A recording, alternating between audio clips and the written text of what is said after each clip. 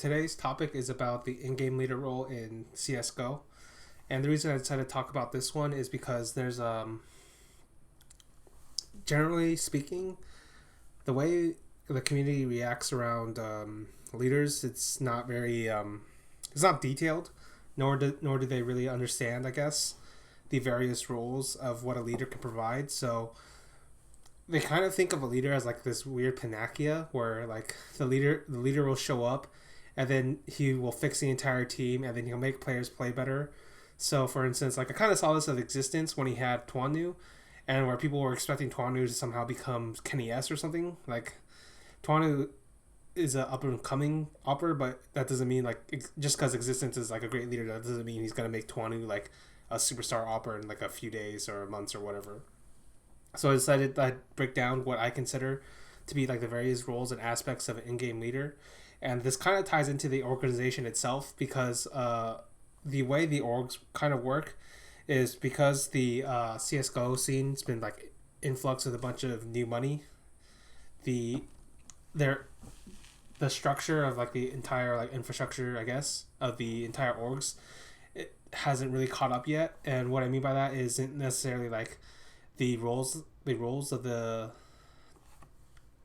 roles that are like given out may be there, like maybe like there may like be paying positions, but it doesn't necessarily mean you have like the right guys for each role, because they might not be the right guys yet for each role. So I'll break it down into like various aspects. The first one I'm going to talk about is like the GM or the general manager role.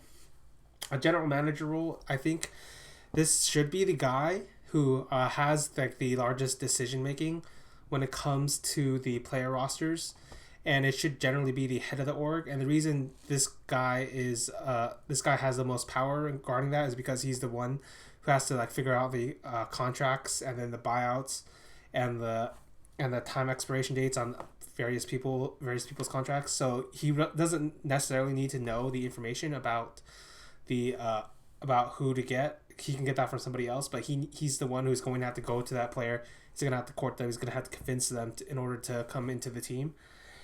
And in the general CS right now, I feel like the GM is actually majority of the GMs are technically just the players themselves, and so this is very like hit and miss. So, for instance, you could get like Fnatic, like they GM themselves out of out of like a good team into a terrible team in 2016 when they exploded Fnatic, and then they bring it back together for this year, but it hasn't been the same, right? And then you also have somebody like Fallen and Fur, I guess.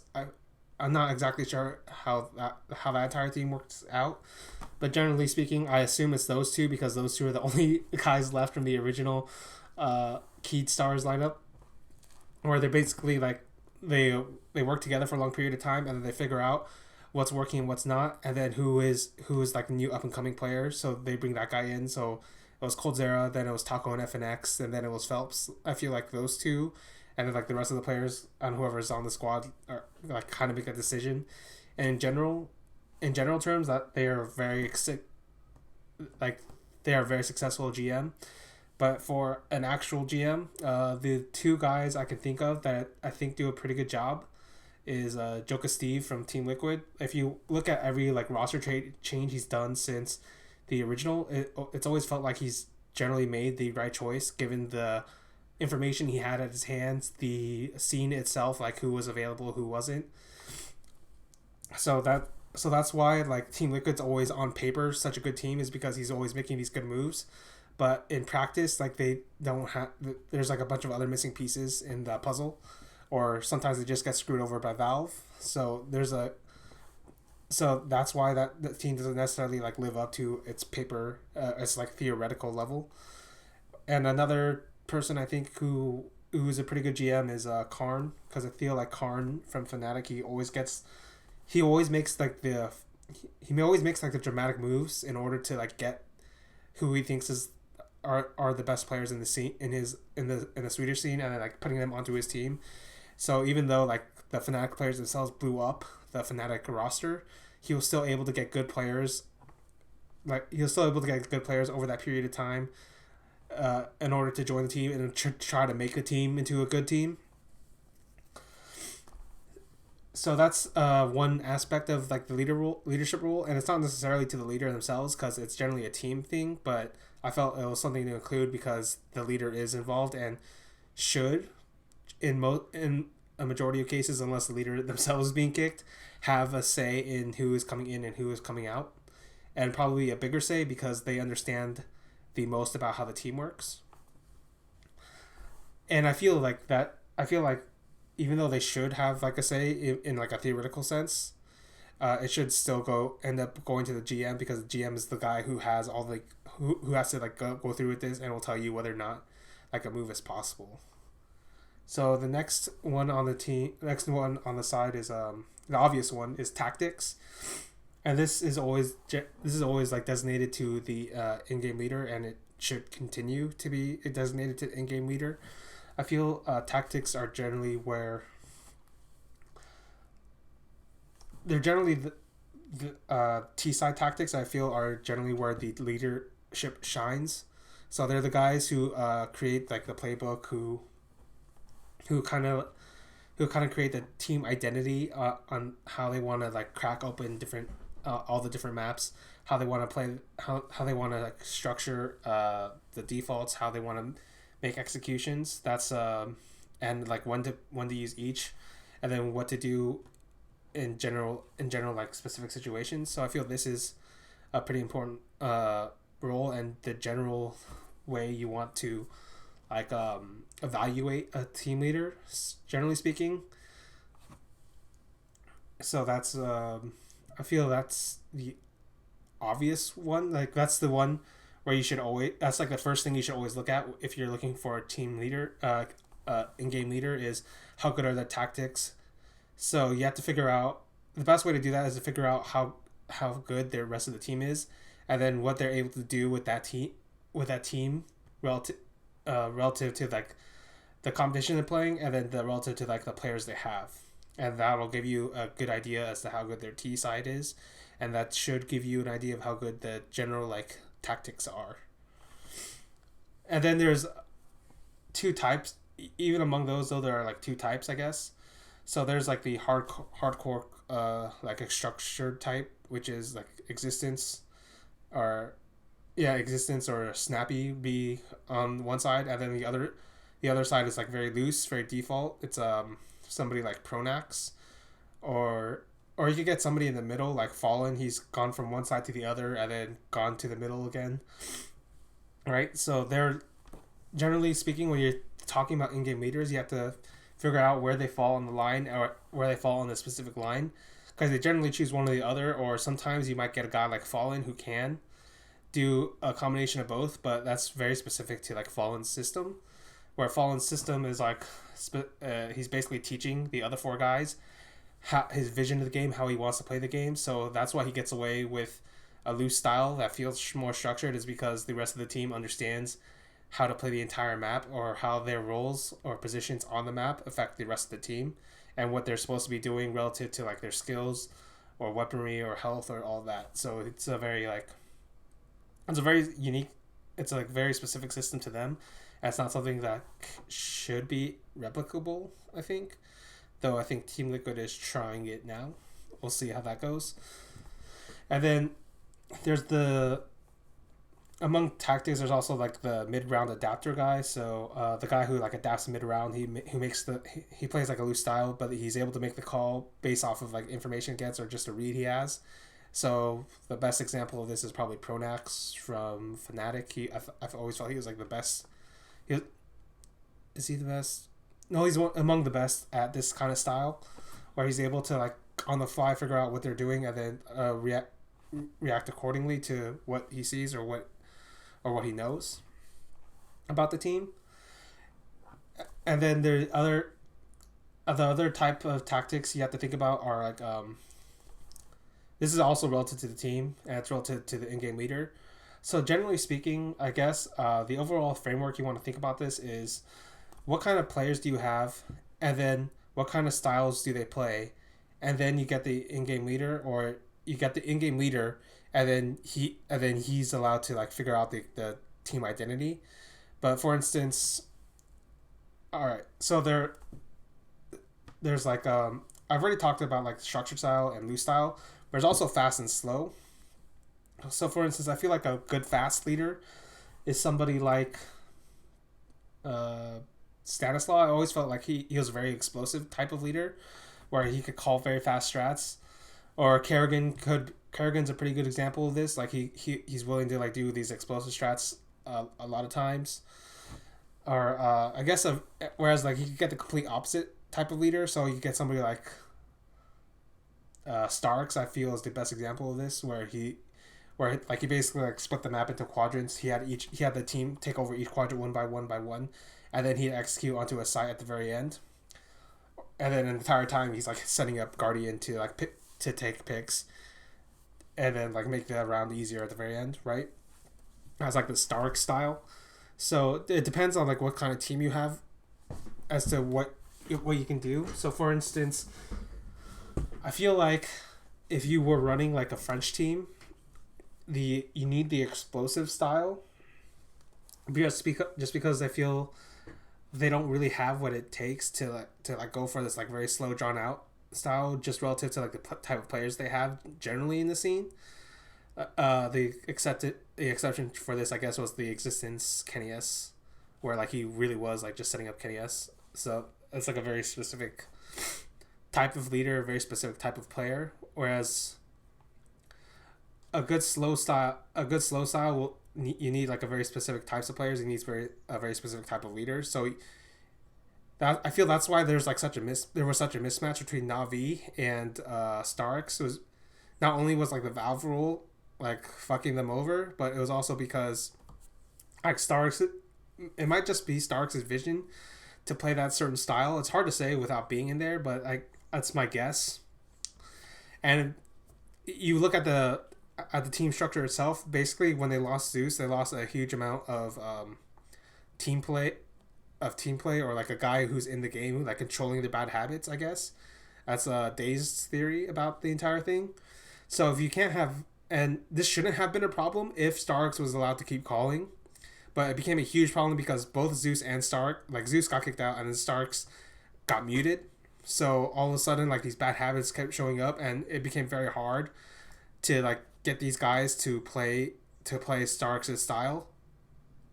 So you needed more of like a very loose style, like, and this is why everybody's thinking Angel is the answer to Na'Vi, is because he does play a fast style, and that fast style should fit a bunch of these players. Because what happens with a fast style is you're not allowed to, like, you reduce the amount of mistakes, and then but in return, like, you're increasing like the load it takes upon like the amount of skill it has on the team. And I feel like this team has so much skill that it should work in theory. As to whether or not that will work eventually is hard to say, I guess, until they finally make the change. But I feel like that's where they're eventually going to go. Another style of in-game leader is anti-strat, and obviously the most famous type was Shangares with what Steel called them like Counter Strat 9 back in the day, when at the peak of their summer in 2015. But anti-stratting is not quite as good. And what I mean by that is it's like the reason I don't like anti-strat like leaders in general, I guess, is because it requires too much burden upon the leader. Because it requires just too much burden upon the leader, because that guy's gonna be watching way too many demos, and he has to watch way too much. He's basically just like overloaded with the amount of work and the amount of information he has to give out to his players. So it's good for every once in a while when you know very specifically what's going to happen in like a tournament, or maybe you have like a day to prepare for like a specific team. So this is what CLG did to Gambit, and that's why CLG made it to that's why CLG was able to upset Gambit and make it to that round of 8, the playoffs of that tournament. Whereas, and like in addition to that, I feel like anti-stratting is even harder recently. Not because like teams are getting better or players are getting better, it's just because you're getting less time to prepare. So, for instance, like SK is going to like 4 different tournaments in like the next 3 months, or not next 3 months, like next 1.5 months. So you don't really have time to prepare for an anti-strat, or they don't have time to prepare for an anti-strat.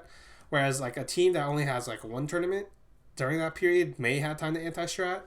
But the thing about anti-stratting is like it's kind of like an idiot ball sometimes if you're not careful. And what I mean by that is like you're so focused on the anti-strat that you completely forget about your regular like playing style or regular default. So if all of a sudden like the other team decides to like change the way they're playing, like you're kind of screwed. But I feel but anti-stratting is like while it's not the primary thing you should look for in in-game leader, it's a very nice bonus. So for instance, I feel like SK are pretty good at anti-stratting in like the first gun round of each like half. They generally like screw. It generally feels like the way it generally feels like they have like a counter or they're kind of predicting what the other team is doing just for that one round, and then it kind of like screws over the momentum, like it gets a bit into their heads, and then they like, just play the regular style, or at least that's how like Kerrigan describes it. So that's like another way to look at it. So just in tactics, then you've had like the T side caller, like the structured guy, the slow guy, the fast guy, the mid game adapter, the anti-stratter, and then I guess the final piece you want to look at is the final way you can look at an in-game leader in terms of tactics is like they structure the team. So like basically how well they can take a team and then put them into their basic rules depending on like the player preference I think the overall like team identity. So even though Adren wasn't very good at this in Team Liquid, I mean Adren wasn't a very good in-game leader overall in Team Liquid because like his skill wasn't very high, and I felt like he was very like static in what he was doing. In terms of like the structure he gave to the team, I felt that specific bit was very good. Like he basically figured out how like the best places to put his teammates, and that's probably why that version of Team Liquid, I think it was like Hiko, Adren, Nitro, Liege, Fugly, maybe it was something like that. Like I felt like that, even though that team didn't like was pretty bad on their like at adapting, just the basic structure of the team was pretty good. And that's always like something you have to think about, especially if you're going into like a new team, or like if you're just pulling out like 5 players randomly, the primary guy you want first is probably going to be the structure guy. Like you don't necessarily want like a very good T round caller unless he also happens to like be very good at creating a structure for the team. So for instance, I feel like this might be like something that's been a bit of a problem for Stanislaw. So if you go back into like the optic during last year, the majority of the structure I'd say was made by Daps, and then Stanislaw himself was like a very good support player and a very intelligent player. But but then when they switched over to Stanislaw, it took them a while to get there, and but when they did, like you could kind of see like what made Stanislaw a good in-game leader was he could like change the tempo. He was very adaptive. He was pretty loose, and that was good for like the type of players he was playing and the type of structure he was playing. But when we go into like Team Liquid this version, like it's been a while, I guess, but if it's been very hard for them to like put in the structure for like how you want to play the basic teams, and that's why they've had so many problems. That's part of the reasons why they've had a lot of problems in game, and then like gets exacerbated by all the out of game crap. So that's I feel like that was a part of like the leadership bit he might have been missing, but that kind of got fixed by the fact that they bring in the coach Zeus, because I feel like Zeus is a structure guy.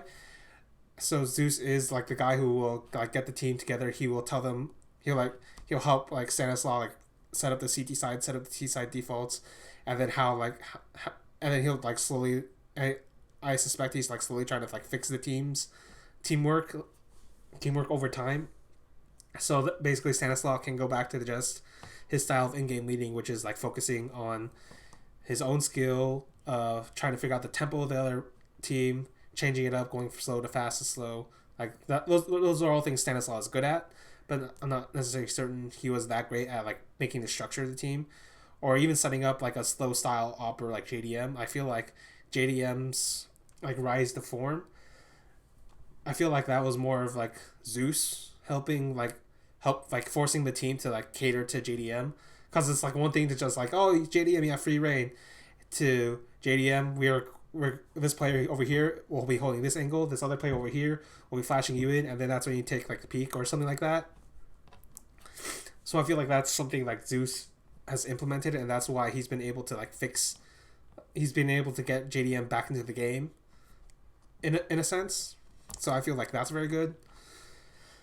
So another like role an in-game leader seems to take is like the emotional like anchor of the team. So, or like the spirit captain, I guess.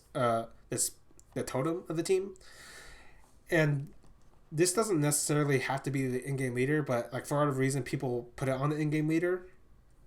So this is why somebody like Fallen is actually extraordinarily good, because if you think about all of the various aspects I've talked about so far, he has almost all of them. He does have all of them. Like, he can play a fast style, he can play a slow style, he can play loose. He has tactics. He's very good at making the structure of the team. He's very good at making a team identity. He's a very good GM, assuming like he's like the majority like decider of like the team shuffles, and like he's like the emotional leader of the team as well. Whereas like, but in reality, like, you're not gonna get a guy like that very often. So this is kind of what made that version of Cloud9 in 2015, the summer, very good, was because Sean Gers had the tactics down, I felt, and he was able to figure out how to like move Skadoodle, whereas the current iteration of Cloud9 can't really do that because they don't have the type of in-game leader that knows how to use him. So, but in addition to all that, he had a guy who basically forced the rest of the team to follow him or die trying, which was Freakazoid. So in a sense, Freakazoid was like the captain of the team. He was like the emotional pillar of the team. And you look at like a bunch of like the Freakazoid like interviews, or the way he talks about the team, it always felt like this guy was he was always uplifting. He was always stopping the rest of the team from like going down on themselves. Because if you look at the Sean Gers reflection with Thorn, basically he's like Shroud and Skadoodle were kind of like mysterious like star players because they always felt like they were terrible even though they were really good at that time. So it was always a very confusing like, how do I get these guys to work? But Freakazoid was there to like boost up the team in a sense. So that's like another aspect you want to consider. So if you have a team with terrible emotional issues, then you want like a spiritual leader sort of guy. And I feel like Stanislav wasn't that guy. But again, for Team Liquid, that kind of got fixed because I feel Zeus is that kind of guy. So that's kind of how that works. That worked out for them. And then the final bit is, I suppose, the development of the team. This is very vague. It's not very like specific, but it's basically for whatever reason, like in-game leaders, the way like they play the game, the way they think about the game, that gets like learned by a bunch of the upcoming stars or other players on the team. So for instance, like when Pimp was playing early on in CS:GO, he learned a lot from Glaive, or or like Starks was teaching a lot to Flamey, or stuff like this, right? Or I guess Starks to Flamey is a very good example, because I feel like Starks was the one who like figured out. Starks was like basically Flamey's personal coach, and he figured out how to get Flamey to get into the game and like play within the system, right? And this is very important because you kind of need. Sometimes you just need a leader like this who can figure out how to develop a player, especially if they're young or if they're like a bit confusing. So for instance, like if there was like a Norwegian version of Starix, I'd want him to be coaching like Jacob, because I feel like Jacob has an incredible ceiling, but he very rarely ever gets there, and nobody knows quite why, even though apparently Dignitas is starting to figure it out. Or for instance, Kusta basically died in Team Liquid because there wasn't any kind of like their leader or their coach, like none of them could figure out how to like get him to work. And then like there's Simple there, who's like, Simple, so that was never gonna quite work out, right? So this this type of in-game leader, I guess, is generally better if you want like if you're going for like a tier 2 tier 3 ish team. So for instance, like Hunden, I feel like is incredibly good at this, and like everybody basically states like Hunden taught them a lot and taught them a lot when they were getting back into CS:GO, stuff like this, right? So those are like the types of leaders you want down there. But generally speaking, then if you think about it, there are just too many roles and designations for an in-game leader to be doing all of these things, right? And this is why I'm only talking about like the CS:GO part, because only in CS:GO do you have like the money and the infrastructure for a possibility to like get a good top-down system where you have a good GM, you have like a leader, and then you kind of split up the coaches where you have like a head coach, a CT-sided coach, maybe a T-sided coach, or a player coach, or like an emotional coach in like the case of Astralis or something like this. So I guess I'd say in conclusion, if you're trying to analyze an in-game leader, it's not just enough to like figure out to say something like his tactics are good, so why isn't this working? It's more like you have to figure out what specific type of style he's good at, what specific type of style he's good at. Then you have to look at his players and say, do these players fit that specific style? Or maybe you have to look at the team itself and figure out maybe there's like something wrong with the team, like on the emotional side, for instance, like Team Liquid, maybe they needed one of those like like high class like socialite seed arrangers, so they could figure out how they wanted to sit in the 5-man lineup, something stupid like that. I don't know, but you basically need to figure out the problems of the team, and then you need to and then that's where you kind of figure out what kind of leader you need. So, for instance, yeah, basically, an in-game leader is like a very complicated, like, has a very complicated role, because it's not necessarily one where like it's very obvious. Even it's like very obvious what he's doing tangibly, unless you're looking at all the games. But even if you're looking at all the games, it's very hard to figure out what he's doing, and then what like the team leaders do, or like what an individual player is doing. For instance, at MSL, like he could call a good T side on Cash, but like half the games I watch on Cash right now is just basically config going in and killing everybody on B side. That's not really MSL making the call like config go B and just headshot everybody. It's like, yeah, I was like, no, that's not something you can really necessarily like put on MSL as like, oh, he did a great job there, right? So in conclusion, I guess, if you want, you can think about you have to think about the problems of the team, and then the options you have available, and then like what kind of team leader you need. So I'll give one final example, I guess. What's a team that's kind of fucked up right now that has no... Okay, so Cloud9 has no in-game leader right now. Like, even though Stewie and Automatic have basically changed turns calling, they don't really have like the in-game leader. They don't really have the in-game leadership role that to figure out the problems of the team. And what are the current problems of the team is, well, first off, there's no real GM here. They need a guy who's willing...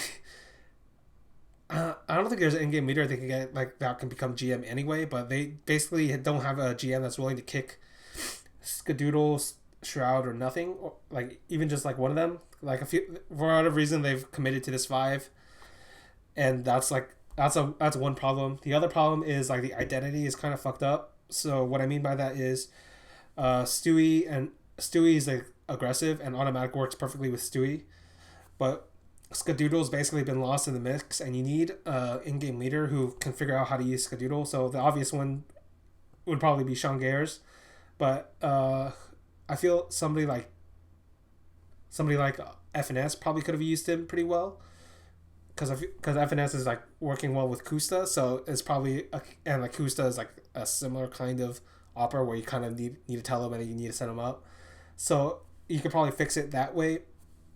Right, because that's kind of like where or like the fuck up happens is because you need a you need a third skilled player on the team, and you're not getting it from Shroud, you're not getting it from nothing, you're not getting it from Skadoodle, not really. And then the other problem for that team is like T side is basically live or die off of Stewie and like making plays. So you also need a good T side leader, and I feel like FNS would also fit that bill, I guess. So that's like just an example, right?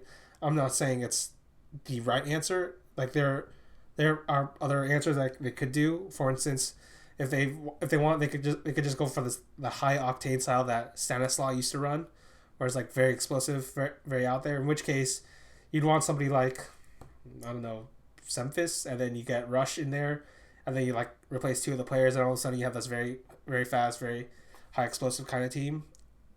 Maybe something like that could work. I'm not exactly sure, but yeah, those are ways to think about it. All right, later.